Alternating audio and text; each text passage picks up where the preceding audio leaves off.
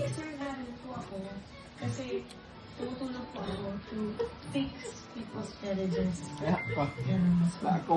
Diba? Parang ganun pa rin po. So, hindi naman siguro illegal yung pagiging fixer po in that sense. Well, Diba? hindi nga siya illegal. Yes. Pero kung matutulungan mo ba? Drink na water. Tunay na kaya. I'll be with you. Ayos na lang. Wag na mag-cry. Bakit? If na, yan baga.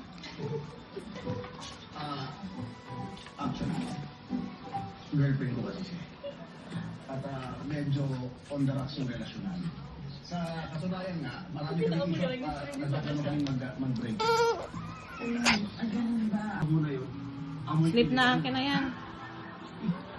Kalokohan yan ha? Hindi totoo yan. Wala na kaming ginagawang illegal dito.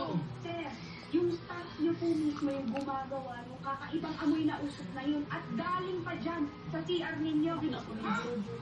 Oo. Sir, pasensya na eh. Sumusunod na mo kami sa patakaran ng admin, sir. Sir, ayun o. Huli na siya rin usap mo. Oh, ayun o. Amoy na amoy siya no? Oh. Ano nangyayari dito? Ma'am, huwag ka na mag-deny, ma'am. Ayun o. Amoy na amoy siya. Kita-kita yung usok eh. Miss Montes, sinasabi kong dalawang to, may ginagawa ka daw na illegal dyan sa CR. At amoy na amoy yung usok. Ano ba yung Miss Montes? Wala po akong ginagawa. Boss, nag-CR lang po ako.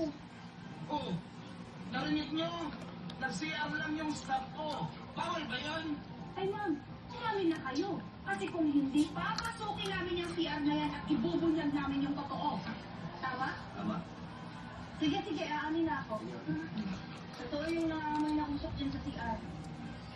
Teka lang, ilalabas ko. Hindi na. Sir, huwag niya iwanan, sir.